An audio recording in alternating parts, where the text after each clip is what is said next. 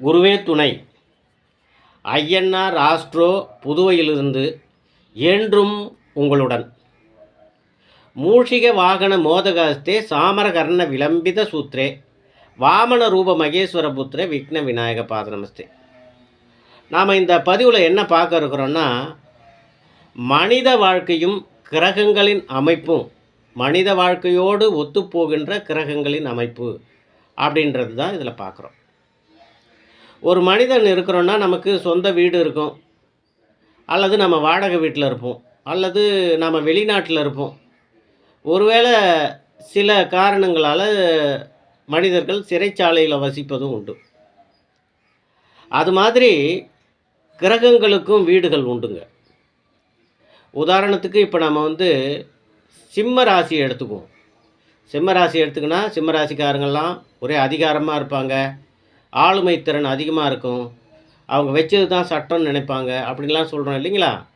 அந்த மாதிரி இருக்கிறது இல்லாமல் சிம்ம ராசிக்காரர்களில் மன நோயாளிகளையும் இருப்பாங்க. சிறைச்சாலையில் போய் பார்த்தா சிறைச்சாலையில் சிம்ம ராசிக்காரர்கள் இருப்பாங்க.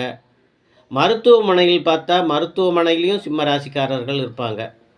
இதுக்கெல்லாம் என்ன காரணம் அப்படின்னாக்கா, சிம்ம ராசி இருக்குதுன்னா அந்த சிம்ம ராசிக்கு ராசி அதிபதி யாருன்னு கேட்டால் சூரிய பகவான்.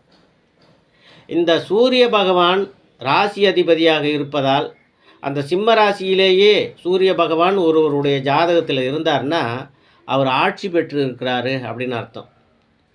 இந்த சூரிய பகவான் மேஷ ராசியில் போயிட்டு அமர்ந்திருக்கிறாரு ஒருத்தருடைய ஜாதகத்தில் அப்படின்னாக்கா, அப்போது அந்த ராசிநாதன், அந்த ஜாதகத்துடைய ராசிநாதன் உச்சம் பெற்று இருக்கிறார் அப்படின்றது அர்த்தம்.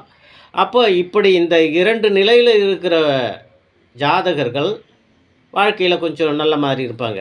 ஆனால் அதே சூரிய பகவான் துலாமில் இருந்தார்னா நீச்சம் பெற்று போயிருக்கிறாருன்னு அர்த்தம்.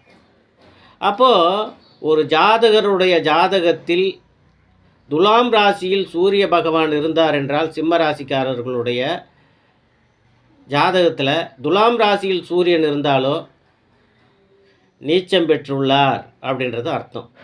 நீச்சம் பெற்றுட்டார்னா ஒன்று அவர் மனநோயாளியாக இருப்பார், அல்லது அவர் செயல்பட முடியாத சூழ்நிலையெல்லாம் இருக்கும். அப்படி இருக்கிறவர்களுக்கு இந்த மாத ஜோதிடம் போடுறாங்க இல்லைங்களா, அதெல்லாம் ஒன்றும் வேலைக்கே ஆகாது.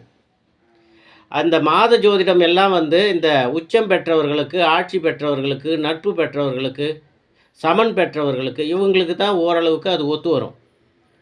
இந்த நீச்சம் பெற்றவர்கள், பகை பெற்றவர்கள், அந்த மாதிரி ஜாதக அமைப்பு உள்ளவர்களுக்கு இந்த மாத ராசி பலன் அந்த அளவுக்கு செட் ஆகாது.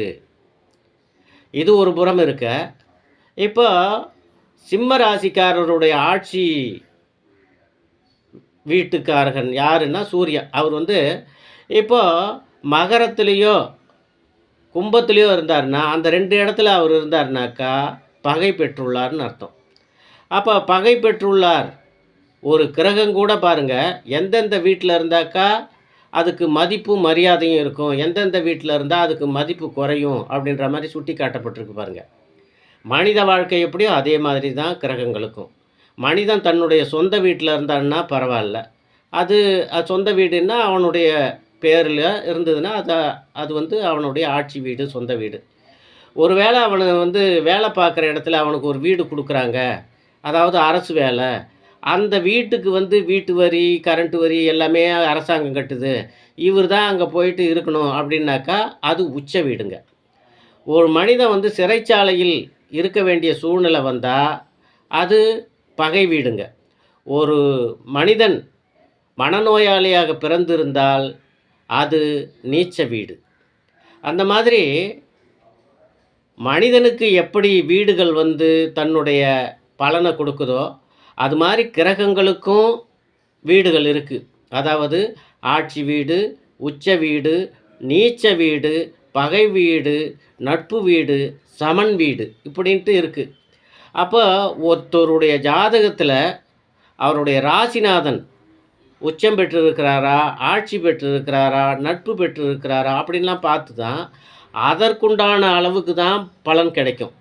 அப்படி மனிதனையும் ஜோதிடத்தையும் ஓரளவு ஒத்துட்டு பார்க்கும்போது மிகச்சரியாக இருப்பதால் தான் இன்றளவில் ஜோதிடம் மிக பிரபலமாக உள்ளது. எல்லா மக்களும் ஜோதிடத்தை நம்புகிறார்கள் என கூறி, இத்துடன் இப்போ இந்த வீடியோ முடிக்கிறேன். அடுத்த நமது தொடரில் 6 கிரகங்கள் 6 கிரகங்கள், அதாவது சூரியன், சந்திரன், செவ்வாய், குரு, சுக்கிரன், சனி ஆகிய 6 கிரகங்களுக்கு உண்டான ஆட்சி வீடுகளும், புதன் கிரகத்துக்கு உண்டான ஆட்சி வீடுகளும் எது எது, உச்ச வீடுகள்லாம் எது எதுன்றதை நமது அடுத்த வீடியோவில் பார்க்கலாம். நன்றி, வணக்கம்.